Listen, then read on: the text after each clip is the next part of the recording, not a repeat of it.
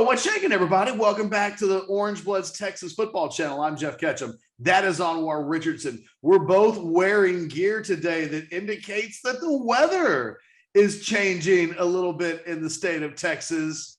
Absolutely. I don't know that that has anything to do with the fact that it's a Monday or an overreaction. Monday overreactions. I sometimes flip it both ways. Sometimes it's overreaction Monday, and then it's Monday overreaction. Regardless, I think this is going to be one of the best videos that we've made in a long time. This is the People Show, and we are going to talk about the thing that I think people are talking about.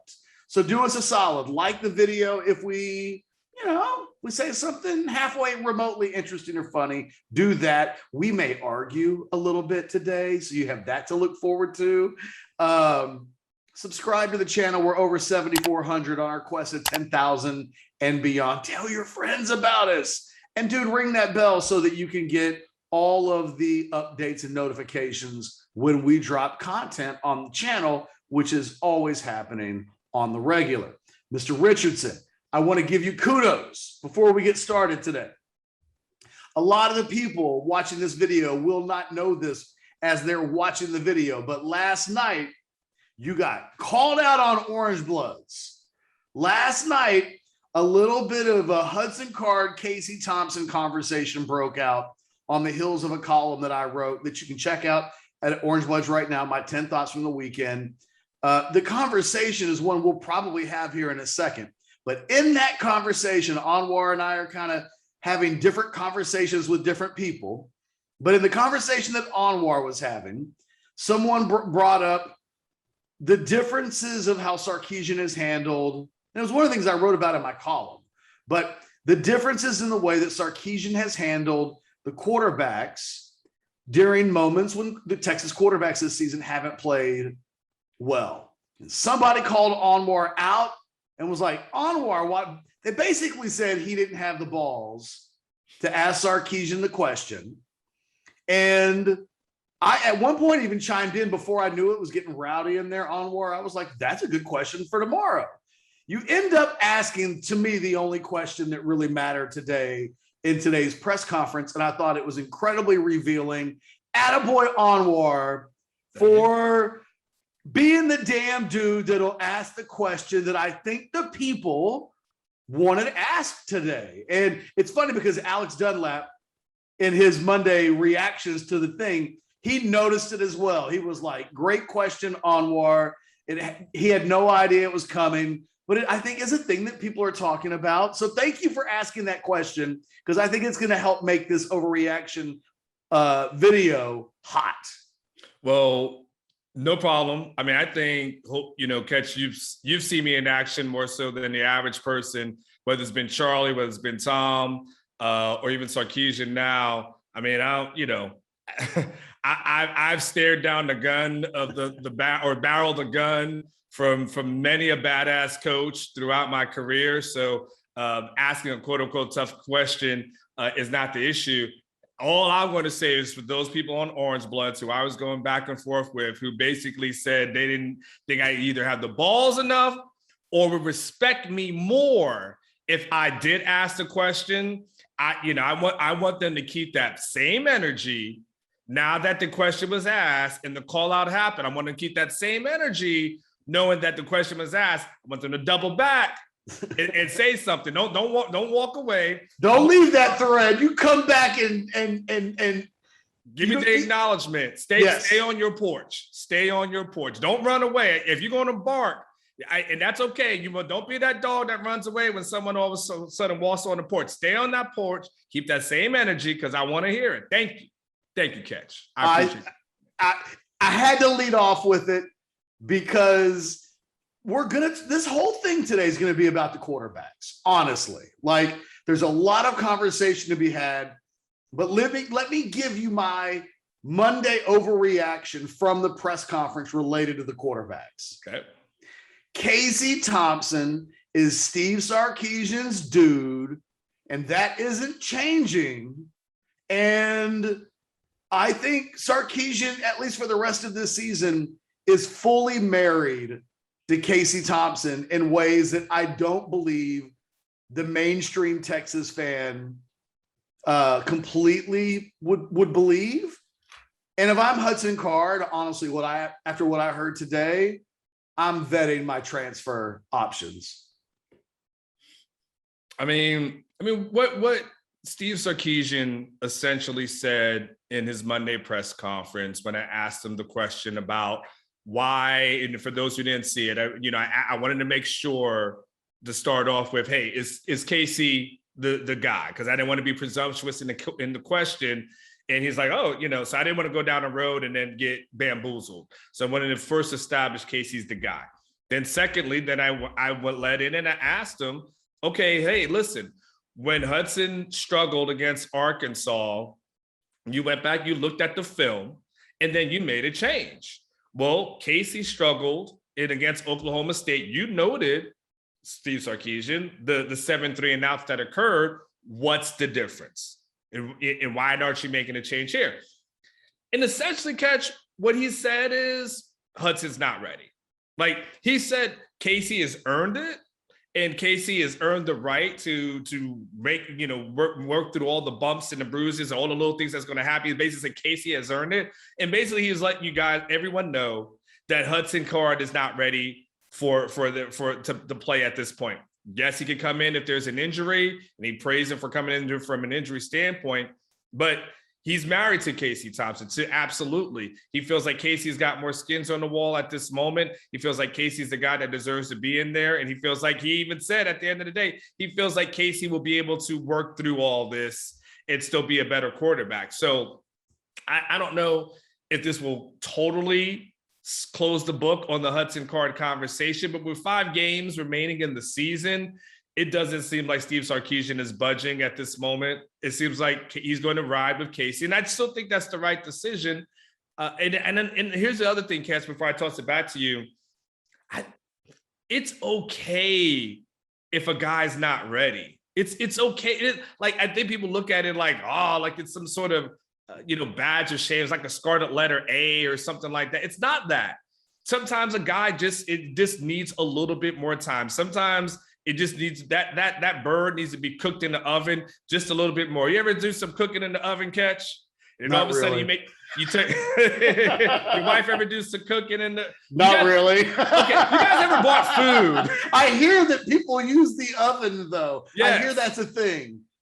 Sometimes you feel like, that the recipe and what you look at online, it may say you take that thing out the oven in 25 minutes. And sometimes you take it out and realize, it still needs to be cooked in for a little bit more. The meal's still going to be great, but you just got to put it back in for a little bit more. Because that's all he's saying is Hudson Card will probably be great in the future. Just right now, he's not ready, and there's nothing wrong with that.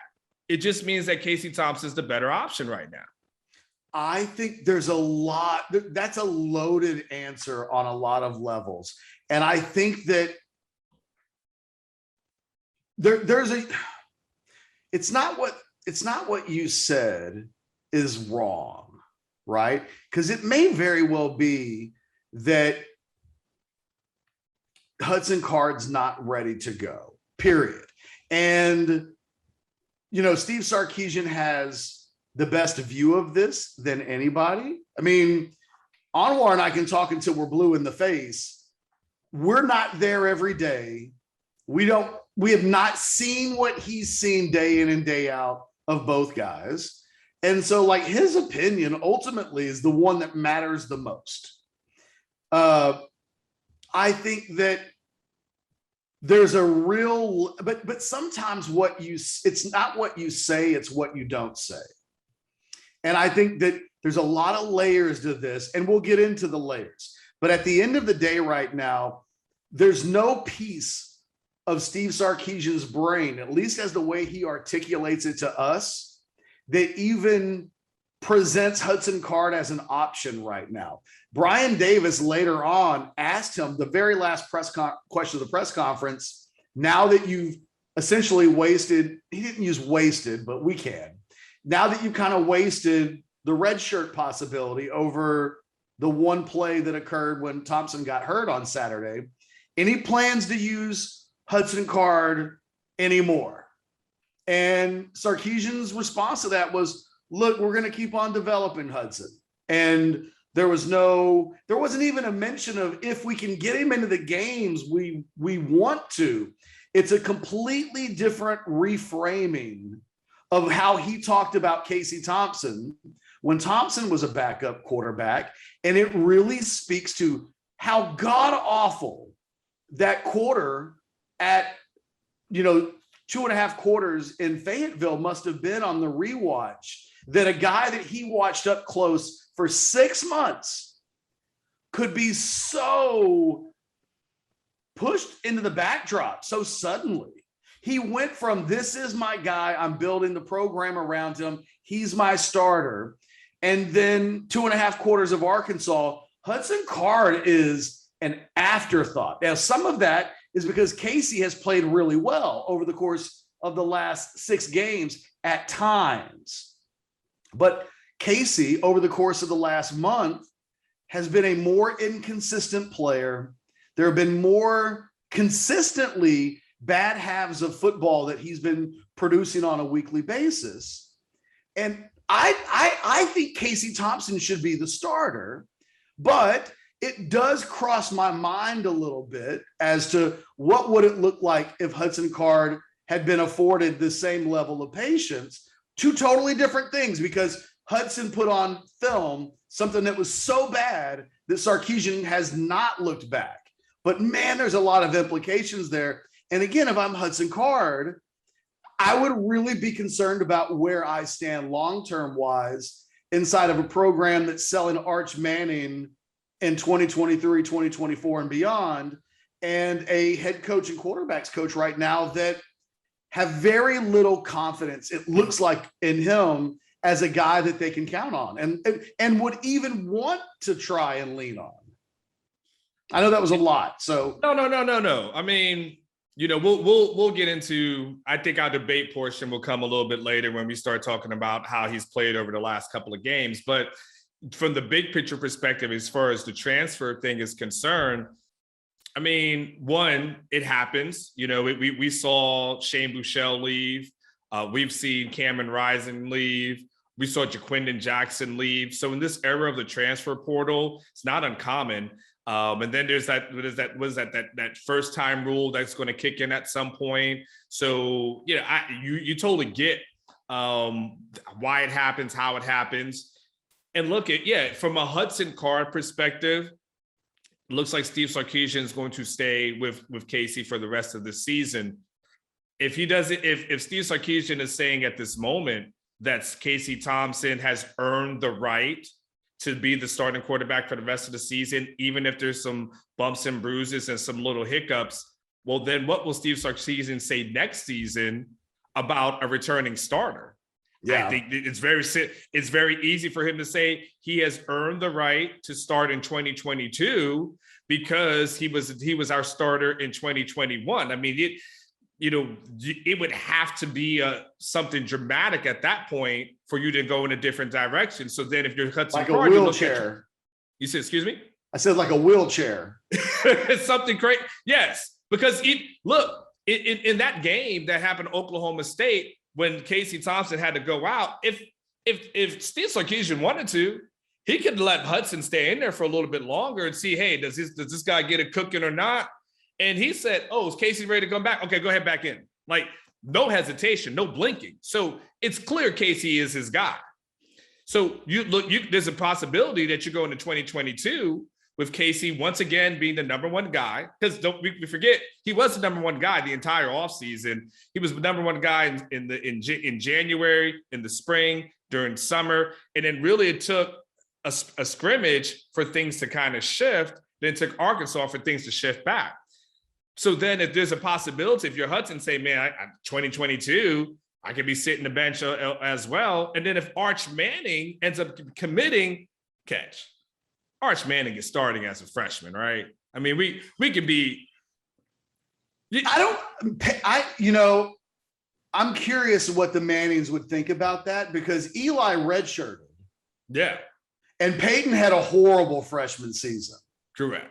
And I can't remember if he redshirted or not. I remember looking up Peyton Manning's freshman stats back in September. And I was like, whoa. And he had a horrible rookie season too. Like, yes, if he either holds the record for interceptions in a season or is like up there, he's top 3. Which goes to but the pressure, think about this, Catch. Think of depending on how this season and next season goes. If we're in year 3 of Sarkisian, and we're a real hypothetical world, right? But if we're in year 3 of Sarkisian, we already know year 1 is not the Big 12 championship, right? So we can surmise that unless something crazy happens. And let's say year 2 is about the same, but you lose some guys. So 2023 then becomes the pressure year. And the easiest way to get out of a pressure season is start a freshman, right? I mean, that's what Charlie thought. Well, that's true too. Well, as long as you don't lose to Kansas, I think you're okay, right? Yeah. So from a Card perspective, yeah, sitting this year is probably not good. But then, you got to worry about 2022, and then what does that competition look like in 2023? I'm sure there's a lot of thoughts going through their mind right now. The problem, if there's a problem, is, and maybe this is where we get into it a little bit. I don't think Casey Thompson has played. Let me say it like this, exactly like I said it in the column. There are 2 ways to look at Casey Thompson right now. He is right now, this exact moment, the number 1 rated quarterback in the Big 12 in passing efficiency. Now, he's trending down. He's now like 4 points away from maybe the dude at West Virginia. I remember he's seeing at 171.9. Yeah, somebody's at like Max Duggan is at 169.33, and Jerry Bohannon is at 162.29. The Duggan being second place blows my mind. That'd be like you telling me that Spencer Sanders was at 169. Mm-hmm. Those dudes are not great.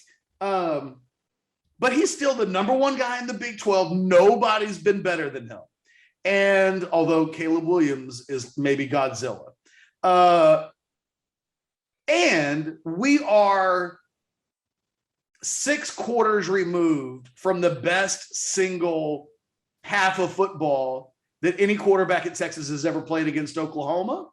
And because he was so good in that first half that you could actually just say his first half represents the best game that any quarterback at Texas has ever played at Oklahoma. I mean, over the course of that game, 5 touchdowns. So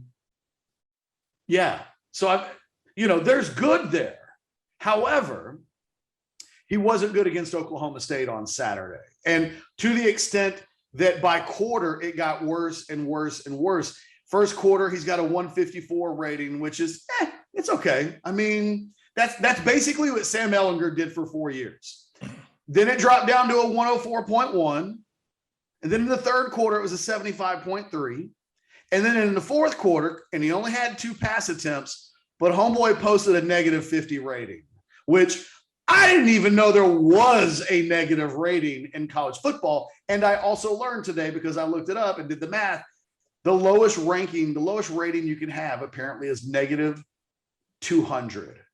If you throw 2 pass attempts and both of them are interceptions, your rating is negative 200. And it doesn't change if you throw 3 or 4 or 5 or 6 balls and all of them are intercepted. 2 for 2 with 2 interceptions is treated the same as 0 for 100 with 100 interceptions. Random thought. Then you go back to the TCU game, and I thought that he was mostly poor in that game. The TCU game is the first time all year we looked at his play and went, he's not playing the way that he has. His first half against TCU was mathematically worse than Hudson Card's was at Arkansas. He picks it up in the second half. They win that game, and he gets credit for a W. But the reality is we're looking at a quarterback that over the course of the last 12 quarters has played 3 great quarters, 3 pretty good quarters, and 6 terrible quarters. And that's kind of inconsistent for my liking. And it just makes me ask the question, should they at least have Hudson on standby? Because my question is this, Anwar, if he has a bad first half against Baylor, I don't think Sarkisian's pulling him. I think he stays with Casey Thompson the entire game. But if he struggles in Waco, like he has in 2 of the last 3 games, I think A, Texas will lose to Baylor. But I think B, there's a real quarterback thing that exists now, whereas we're kind of on the precipice of it. I think it could be a full-blown thing in 2 weeks if he doesn't play better than he did last weekend. Well, I will say that he didn't play well against Oklahoma State. I mean, I think there's no denying that he did not play his best game versus Oklahoma State. And obviously that fourth quarter from an offensive standpoint, I mean, 1 yard, that ain't gonna cut it. That's bad. Not all his fault. It's not. But I think the TCU game, I think you still got to remember in the TCU game that at the end of the day, he still did lead TCU, Texas down the field, for a game-winning touchdown towards the end of that fourth quarter. So that did happen against a TCU team that, like I said, they've given a lot of people fits. They gave Sam Ehlinger fits for four years. I mean, that's just what they do. So I can't ignore that. I can't ignore that. They're pretty wretched on defense this year, though. I mean, SMU the week before almost dropped a 50-piece on them. Yes, but again, that's a TCU. We've covered this long enough to know that I don't get TCU versus Texas, because TCU versus anybody else, and they just don't look like a good team. I don't. It's the most fascinating thing. The most fascinating thing. I don't understand. They hulk up. It is literally like Gary Patterson's like, all right, I will run these plays versus everybody else, and then I'll run all of this versus Texas. I mean, it's a fascinating thing.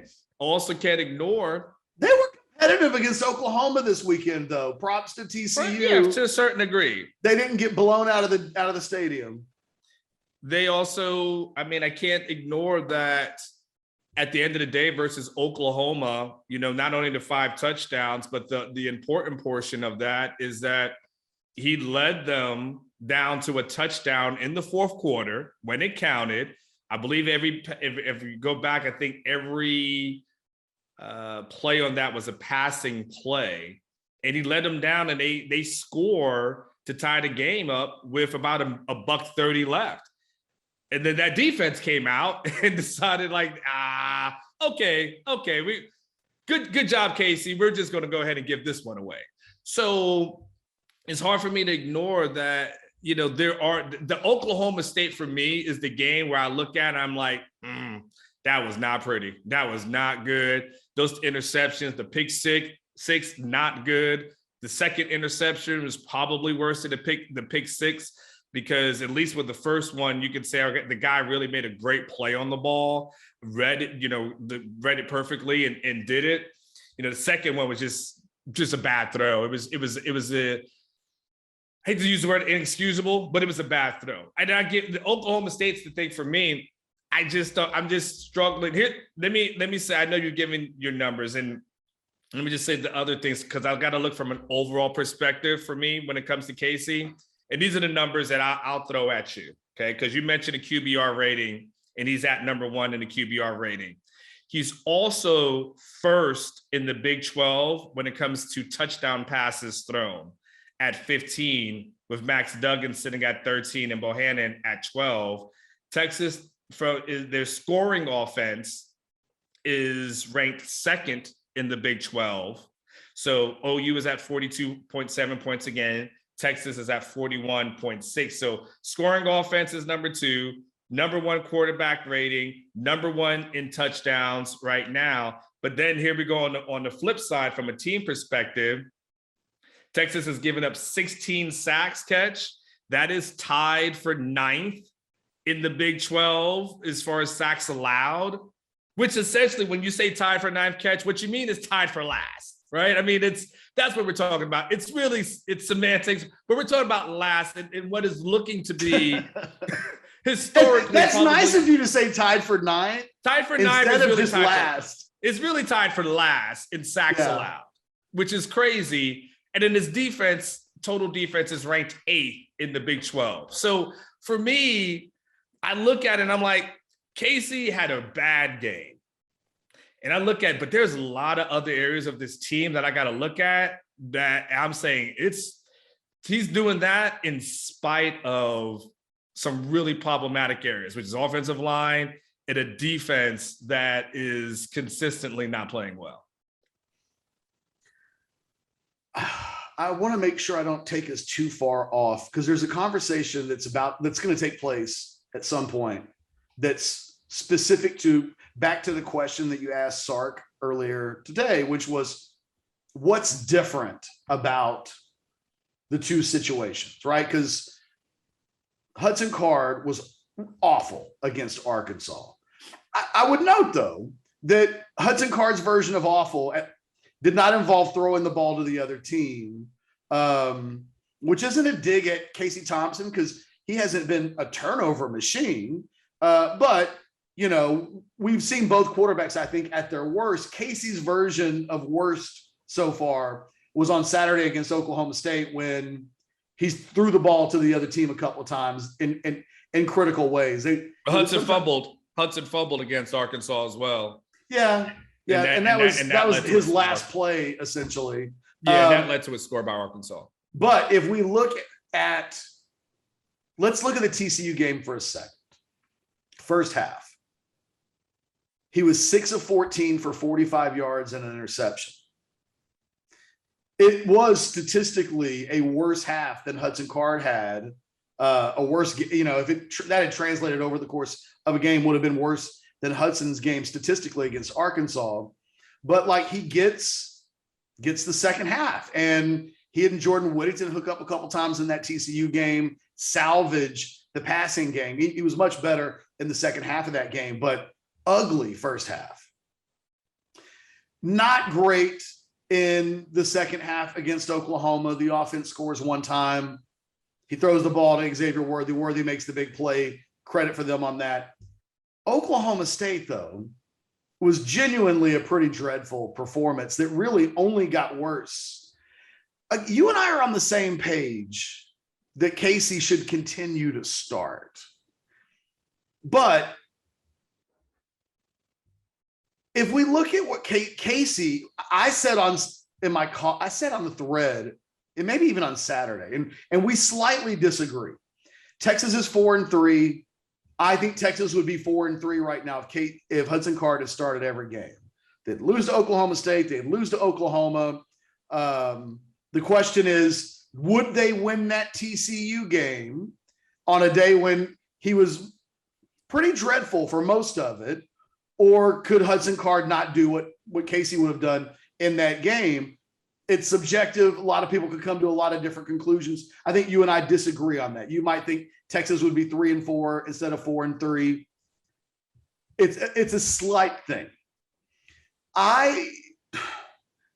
The way that Hudson not getting the benefit of the doubt, while Casey is largely built on that Rice and Texas Tech game, which if Hudson Card had played in those two games, I don't think he puts up the numbers that Casey did because Casey's numbers were astronomical, but they'd have been big. He'd have had really good games, and it would have set him up for future games. You know, if I'm Hudson Card, I feel like I've got a little bit of a raw deal and the other thing is what's happening in College Station right now is really interesting because Sark pulls the plug on Card after 6.5 quarters. And maybe it's because he had a more viable option in his mind. But to see what Texas A&M and Jimbo Fisher have done with Zach Calzada is kind of amazing because that guy came on the field against Colorado and was awful. He was Hudson Card at Arkansas awful in that game. But instead of pulling the plug, he had faith and confidence, and like as bad as it looked, and it was awful. It's the worst quarterback performance I've seen all year by any quarterback. That guy ends up 4 weeks later being good enough to lead A&M to a win over Alabama. And now they've got it cooking. And, you know, he hangs in with Calzada in a way that Sarkisian didn't with Hudson Card. I'd be very frustrated if I was Hudson Card, because I'm sure when he lost his job, they said, hang in there and you're going to get your chance and we're going to need you before the season is over. And if Casey struggles like you did, like we're going to have you ready to go. But when Casey has struggled like Casey did that day, Casey has kept his job, and it doesn't seem like Sarkisian, based on his answer today, is even contemplating. It's not crossing his mind yet the way that a change at left tackle might, that the quarterback position even needs to be a conversation right now. And if I'm Hudson Card, I'm looking at that and going, I don't get it. I don't get it. I don't get why it's completely different. And I think if Casey doesn't play well against Baylor in 2 weeks, I think a lot of Texas fans are going to be asking the questions that we're talking about today. I think get very vocal if Casey doesn't play well in Waco. I mean, first of all, if Hudson Card looks at the situation and says he doesn't get it, then he's not listening. He's not paying attention. He's not listening to what Sarkisian told him. There's a conversation that was had. You know, Sarkisian's also, I mean, they have Milwee, but Sarkisian is also the QB guy. This involves them going back, sitting there in front of a projector and saying, okay, by the way, Hudson, against Arkansas, this guy was open, and this guy was open. Why didn't you throw the ball? Why were you looking down? Why were you watching the pass rush? Like, why were you doing all these other things? Like, again, we were talking about the tape being bad. It was bad. And but hasn't every other player in the program, other than Bijan Robinson, had games this year where they were bad? I don't know. I can't name another player. To certain levels. You know, there's like he kept rolling Denzel Okafor out there. I mean, there's bad where it's like an execution standpoint, and there's bad where your confidence is shaken, right? Right, but against Arkansas, we thought there were 5 guys that could hold their heads up high out of 65 that night. I'm just saying it's a much harsher level of judgment than anybody else has received from my perspective. But look at the offense in that Arkansas game. The difference in that offense when Casey was there as opposed to Hudson. I mean, and Arkansas still had their starters in when Casey came in. It was a 33-7. They did. They still had to start. Go back. They still had their starters in. It was a 33-7 game. They still had starters in. I mean, but those 2 drives mean nothing now. It doesn't. We're into the. They would have meant something. Of this. What's that? I mean, it meant something. It meant something to Sarkisian because what happened? What happened? Because you can't say the drives. It's about the execution, and it's also about when you look at the tape, him doing exactly what was asked of him, as opposed to the other person who his teammates said he was shook. His teammates said he was visibly shaken. Like, we can tell. It's real hard to lead when people start thinking, man, you're looking at your quarterback's eyes and he's like a calf looking like a new gate. You know, when it's like but that. Anwar, I'm telling you, that's how Zach Calzada looked against Colorado for Texas A&M. And with good quarterback coaching from Jimbo Fisher, in less than a month, that guy went from looking exactly like Hudson Card did against Arkansas to beating Alabama. And I think that there's some Texas fans that are like, Steve Sarkisian's the quarterback guru. If Hudson Card's the more physically talented guy, and look, there also needs to be a conversation about the fact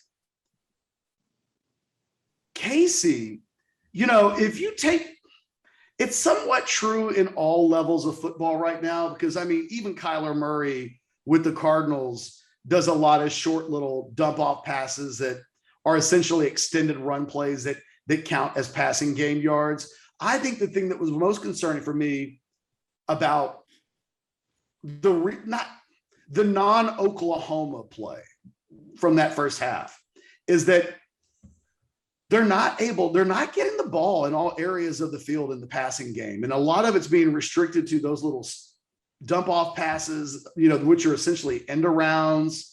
They get counted as pass plays. One of the biggest pass plays on Saturday was that little toss to Keelan Robinson. I mean, that's not Casey Thompson making a play. His biggest play in the Oklahoma game involved mostly Xavier Worthy being special and not exactly Casey Thompson doing terrific things. So, I just have to, I don't know where Casey is. Like, let me ask you this. What do you think we get from Texas in Waco? What do you think your early 2 weeks out thought is? Is Texas going to win that game? My predictions have been off, but I mean, right now. Well, we were all wrong on Saturday. So yeah, I mean, my prediction is not necessarily based all in Casey. It still goes back to an offensive. Forget about prediction, just your gut feeling. My gut feeling, it's an 11 o'clock game. It's on the road.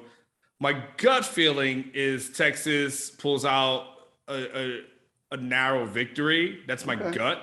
That's my gut. But I reserve the right to change my mind. But that's my gut at this point. You know what my gut feeling is? I don't know. Man, I don't know. Like, it hadn't crossed my mind for most of 2021. When you and I were doing shows in the summer and we were talking about the schedule, and I would say, that Waco game's tricky. It's tricky because of the SEC thing. And, it's a road game and Texas hasn't been great on the road, but we really had to try to be like, of all of the games on the schedule this year, the game in Waco's, woo. Yeah. They are, from a matchup standpoint, awful for Texas. Yeah. They are super physical on both sides. Like, they will fight you. They're not a great football team, but they'll fight you. They are physical in the trenches. They have a running back who's averaging 7.5 yards per carry. And he averages that and hasn't played Texas yet. You look at the Zach Evans. Zach Evans leads the Big 12 in rushing yards per attempt, but he got to play Texas already. So that's not fair. So, this running back at Baylor, what is his name? Abner Smith, like, he's going to get, like, they stylistically, to me, kind of can do what OSU did on Saturday, but a little bit better. I think they're a little bit better on defense than Oklahoma State, maybe a little bit more physical. Whereas it felt like Oklahoma State had a linebacker on Saturday that was really screwing Texas up. That one kid was everywhere. Probably the best defensive performance I've seen against Texas so far this year. I think Baylor's got more guys that can be problematic for Texas. And I don't know how I think that game goes, but I think it's going to be really close. Mm-hmm. And I have no idea what to expect of Casey Thompson. And that's really where I'm at right now with Casey. It's not about benching Casey, because I wouldn't bench him.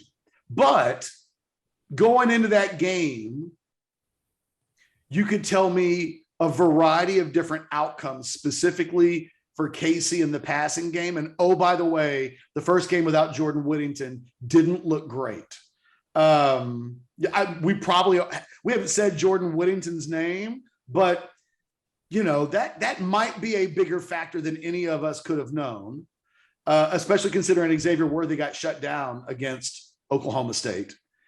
I don't know. Like, if you tell me he throws for 5 touchdowns, I'd go, it was one of them days, man. Casey did his thing. But if you tell me that it looks a lot like the TCU or the Oklahoma State performance, I'll go, okay, that makes sense too. And I guess the scary thing is, Anwar, whatever was supposed to happen this year, the quarterback position was supposed to be fully answered.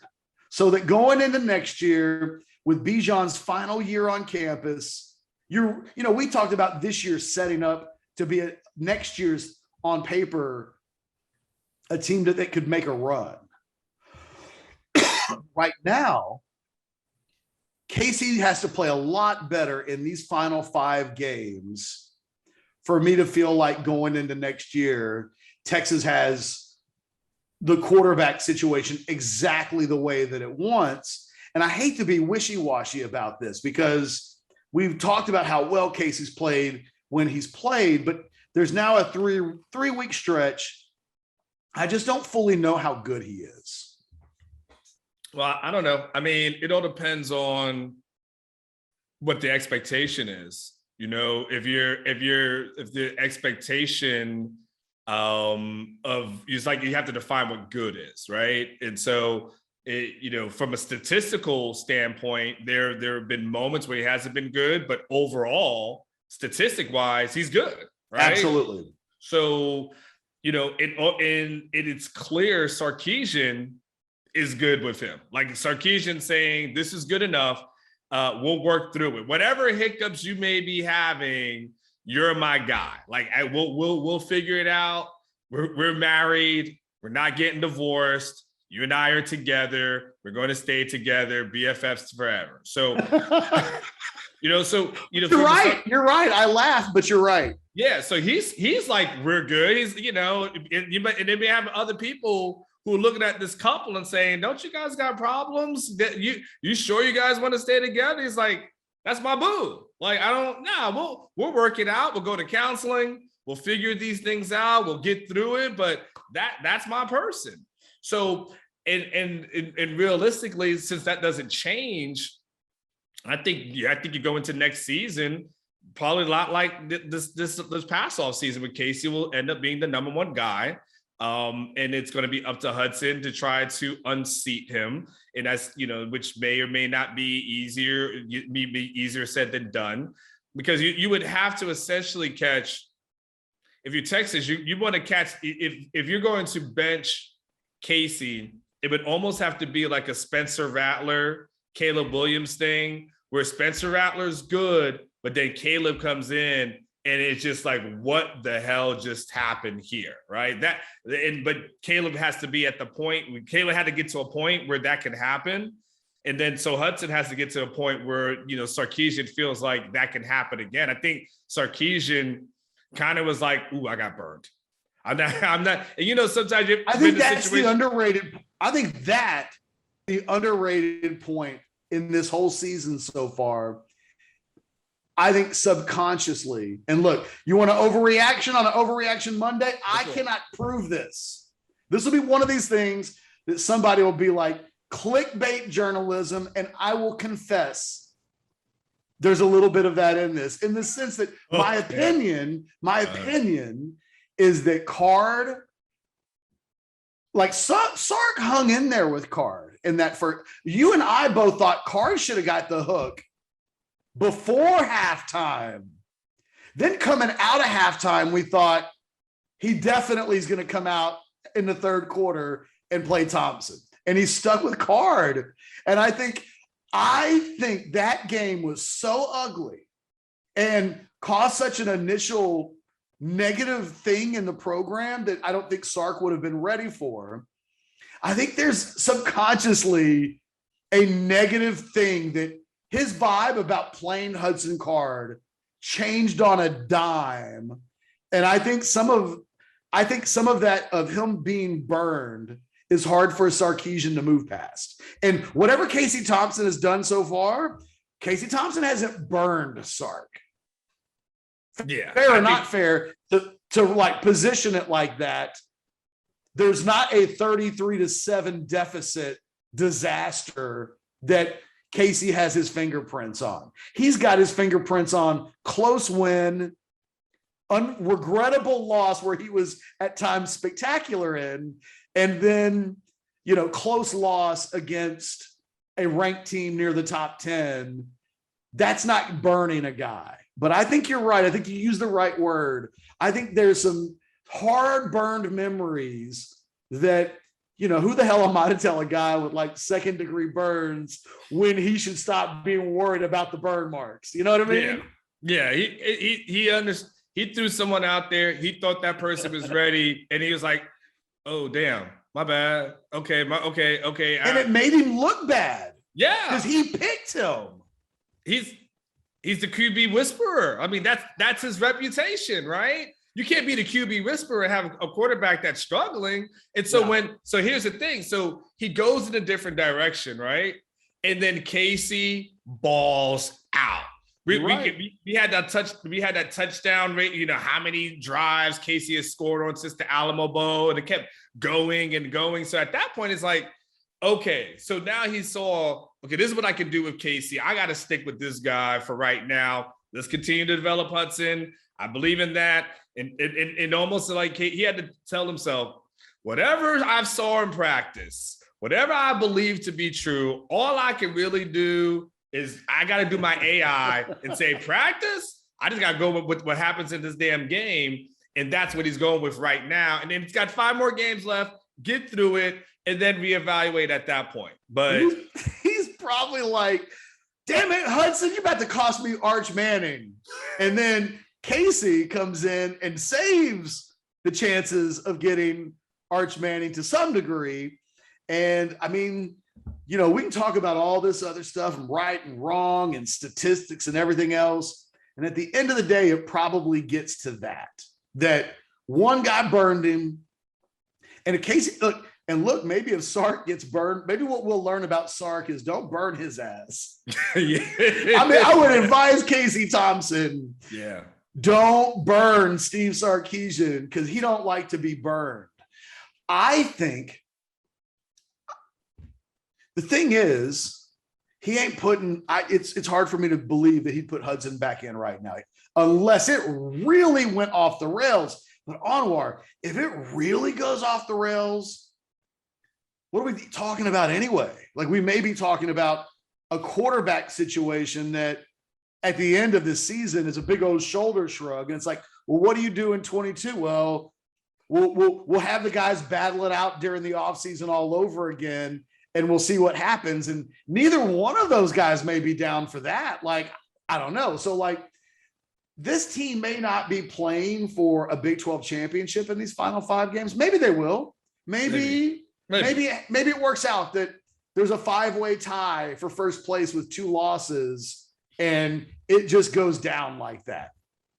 I mean, whatever.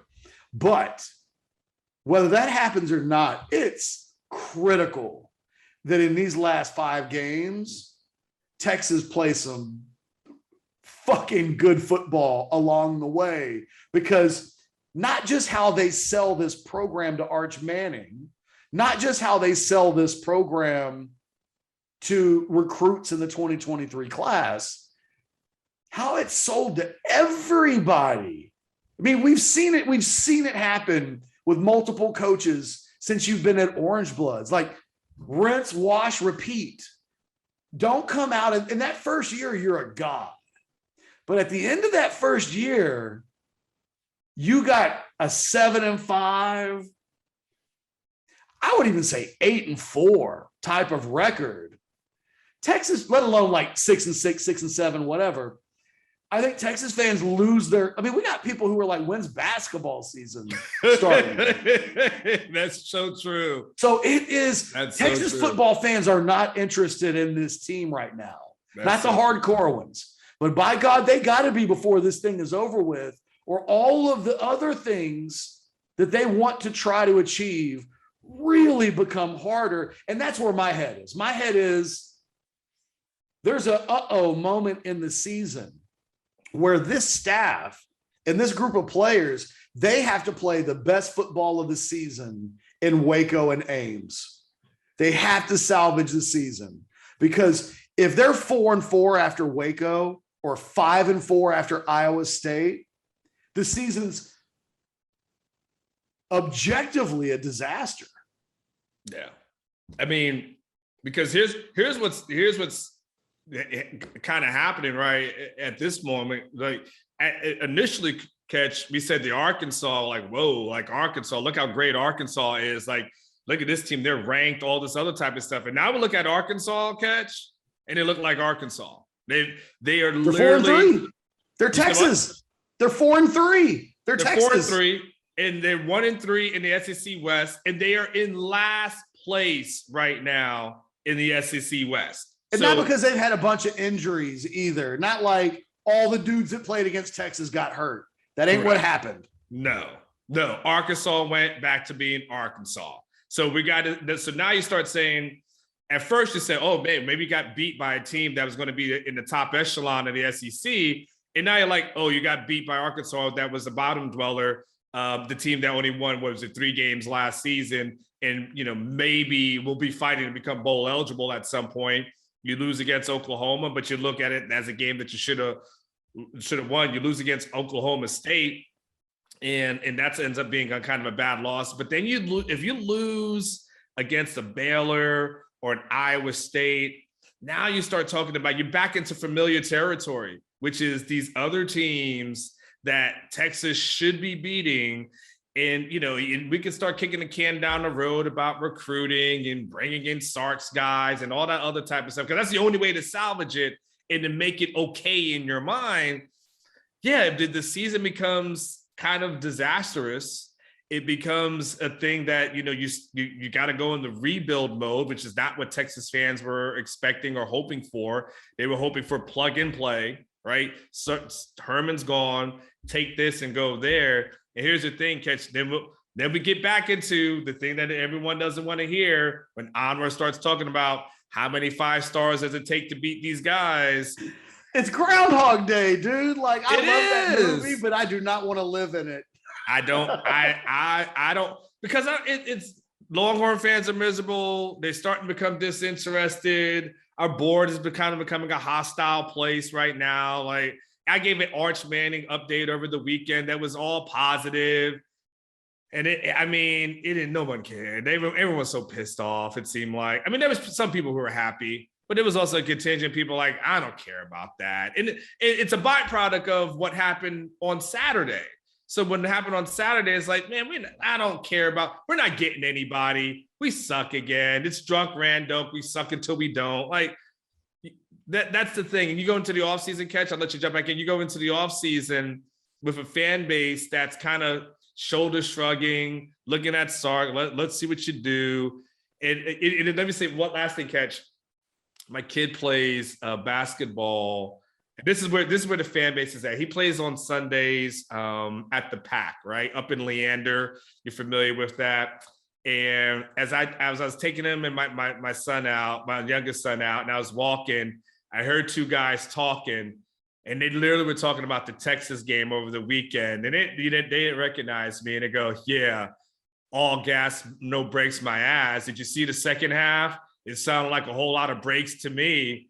And that was just casual fans. I'm like, this is where the fan base is going right now. And this is where they're at right now. And Sarkisian is going to have to change that, like, to your point, salvage the season.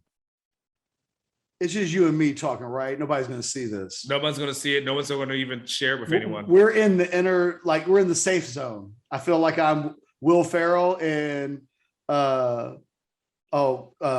doing Falcon reference? No, when Old School. When he's sitting on the therapist. Oh, yeah. And he's talking about yes, the type of underwear. We're in the circle of trust, right? So there's that stat that exists. And we're not going to go deep. I don't want to go too deep into this, talk about going off the rails, but I got to say it. Maybe we revisit it later this week. There's that stat that Sarkisian in his career is over 19 when his teams are trailing at halftime. And, it's one of those stats that when you hear it, you don't really know what to do with it, but it's not good, right? You go like, well, he was on bad teams at Washington, or, you tell yourself whatever you got to tell yourself to sleep at night to be okay with these types of things. But when you hear that stat, and then you watch how poorly Sarkisian's done, I think all season in the second half. I mean, he got in the games that have mattered, he got it wrong at Arkansas until the very end. He got it wrong against Oklahoma. He got it wrong against Oklahoma State. Like, one of the things that people are starting to talk about is like you just said with the dudes that you heard, like, all gas, no brakes. My ass in the second half looked like all brakes to me. Like, people are starting to say those things. That's Sarkisian's thing. Like, he's in control of the offense. He is, he's the guy that everybody will point the finger to, good or bad offensively. I think there's a book developing on Sarkisian that he doesn't make the adjustments he's got a game plan. And when he comes out, the first half is sexy as hell. That opening drive looks amazing. They want the ball. Give us the ball. We're not deferring. We got so many badass plays we want to run. We want the ball now. They've done that the past 2 weeks. Then they go into the second half, and there's not a lot of imagination. And it's easy to say that, but they haven't consistently been good on offense in the second half of a lot of games so far this season, certainly the most recent ones. And I think one of the things that I'll be watching over the rest of this season is when this year is over, you and I internally, whether we share it with anybody or not, we'll have an opinion on Sarkisian as a head coach. We'll take the full body of work when it's over with, and we'll have an opinion on, like, okay, deep down, what do we think is really going to happen here? One of the things in these last 5 games that I will be looking to disappear is this thing in the second half where Sarkisian looks like he doesn't have answers. Yeah. By the way, that has to change. Yes. So, as I know we're getting close to wrapping up, when you say you say it was 0-19 when trailing at halftime. Yeah. Well, I looked it up. He's coached in 88 games. That factors out to about like 22% of games. So if we just round up to make the math easier, that's basically a quarter. So 25%. So you're basically saying 1 in 4 games, this team is going to be behind. That would mean that at 4 out of 12 games, this team would be trailing at halftime. It's not an indictment. It's just a mental note. It's just kind of, again, I don't even know what to make out of that, Anwar, other than it's one of those things that you hear and you go, not good. Correct. But then I go, well, what does that mean? I don't know. But because I don't know, when I see something like the second half where it looks like Oklahoma State has a bunch of adjustments, and it looks like Texas is like, who said they could make adjustments? That's not allowed. Because there are no Texas. And then you hear the coaches come out of it, and Sarkisian even saying, like, one of the things we talked about is the game ends. It's like, we got to get Keelan Robinson more involved. Like, stop doing that, Sark. Like, even if it's true, Texas fans have heard coaches for a long time after games talk about all the stuff they meant to do and didn't do it. Don't do that. That's one step away from we got to get our seniors bowl eligible. Is when games end. Don't do it. And you're like, oh, by the way, we're 2 weeks away from that potentially being a reality. The moment they go 4-4, he says it in the next press conference. We got to get bowl eligible. And maybe somebody will tell him the Orangebloods guys have been clowning on me, because we know this happens. Yes. We've seen it with other coaches. When we make fun of things, they get told, catching Anwar making fun about whatever, and then they never do it again. But there will be some variation of, we've got to get our seniors bowl eligible. They go 4-4. That's just, at that point, it's legitimate to wonder, do they get to 6? And it seems preposterous. Like, they'll beat Kansas State at home. They'll beat Kansas at home. Boom, they're at 6. But man, every single one of them road games right now looks like, wake me up in the middle of the fourth quarter, because they'll all be decided. Those will be 1-possession games. Those teams will come ready to play. and it's like, even Sarkisian's done that thing with the coin flip thing before, where he's like, you flip a coin. You could go 3-0 on coin flips, but you could go 0-3 too. Like the whole point of a coin flip is over a long extended period of time that it evens out. But boy, they could be anything. They could be anything. 3-0, 2-1, 1-2, 0-3, and none of it would surprise me. And I don't want to, this program, you and I won't want to do our jobs if this team goes 7-5. No, there's no joy. There's no joy there. People are like, you guys love stirring it up. You guys love it when Texas loses. Do you guys realize we just want to enjoy our life? Like, we don't want to be miserable. We don't want drunk rando constantly telling us on the Orangebloods message board, you suck until you don't. We like it when people are happy, man. We want to go with the flow, ride the wave of positivity. Believe me, we would rather be doing a Monday overreaction show today where we're overreacting to Texas beating Oklahoma State. Oh, yeah. What? The alternative?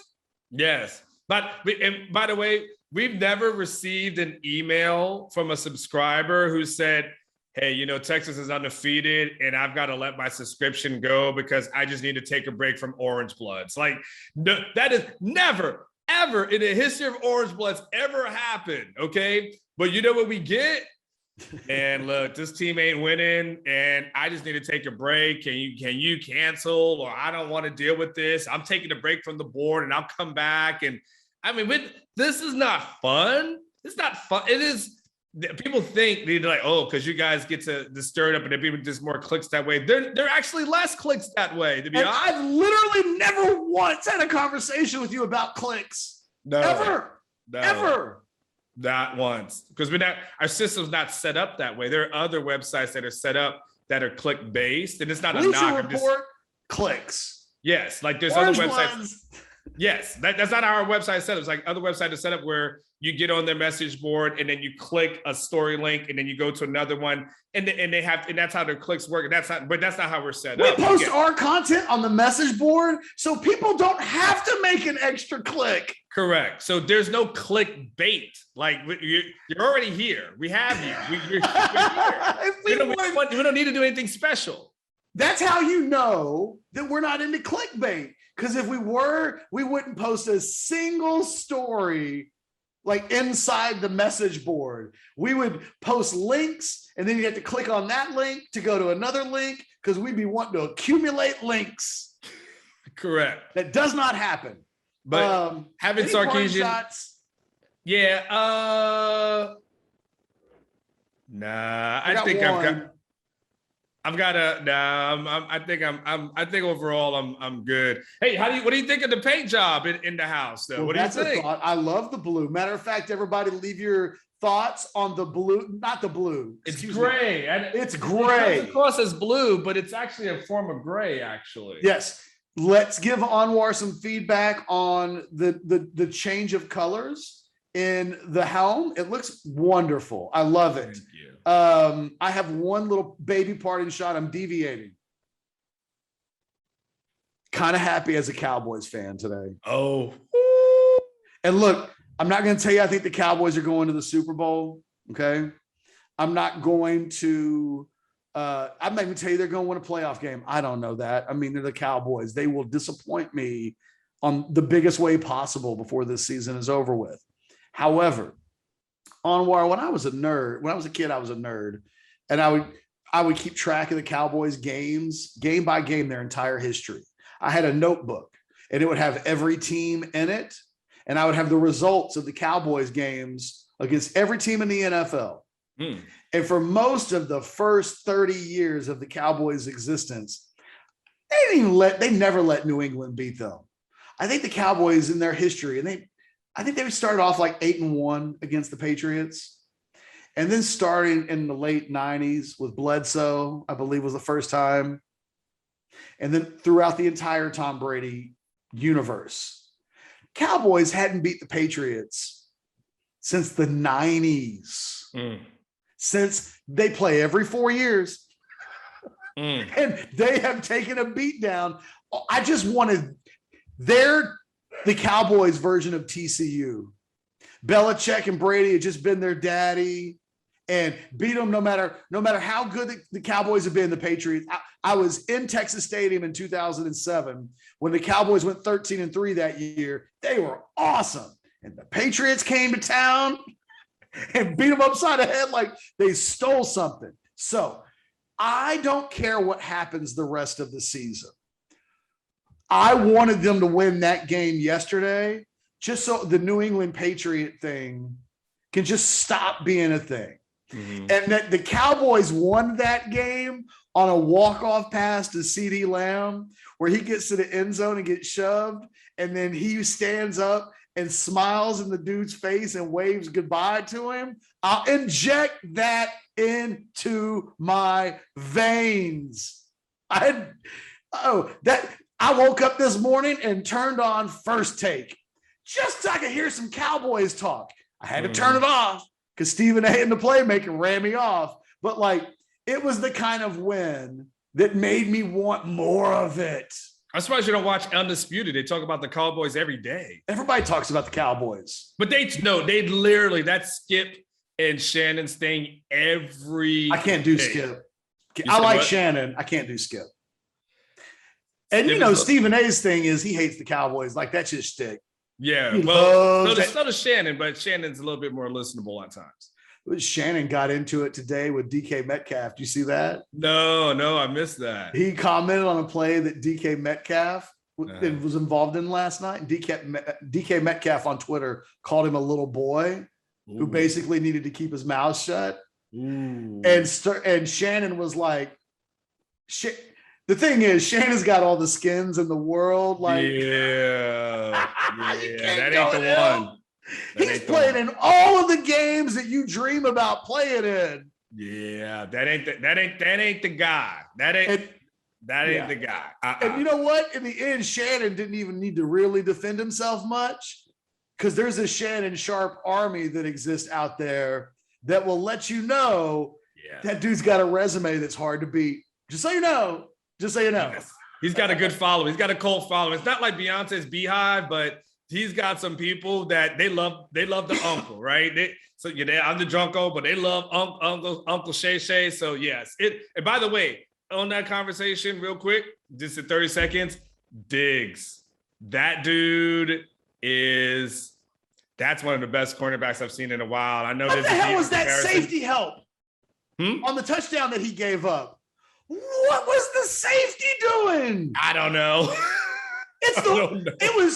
I couldn't believe that the Fox cameras were so fixated on Trayvon, considering if a player playing defensive back was trying to point shave, he couldn't try to look more like he was point shaving than to be providing over the top help, right? And to just like wander. I don't know. He just wandered right on by. No effort to tackle. He wasn't really in coverage. The funny thing about that is Trayvon Diggs is like running after the dude and he's turned back around. Like what was that? Anyway, I'm a happy Cowboys fan today. Yeah. You have not seen me accusing people of point shaving on Twitter. So, I'm in a good mood. Hey, if you're in a good mood on Monday, leave that in the comments section. It doesn't all have to be doom and gloom in the comments section. Let us know on this Monday what you're overreacting to. If there's something good going on, let us know that. Like the video, subscribe to the channel. For Anwar Richardson and myself, we will see you all week long. The team may have a bye week. The show for the Orangebloods Texas Football Channel will go on. Until next time, later.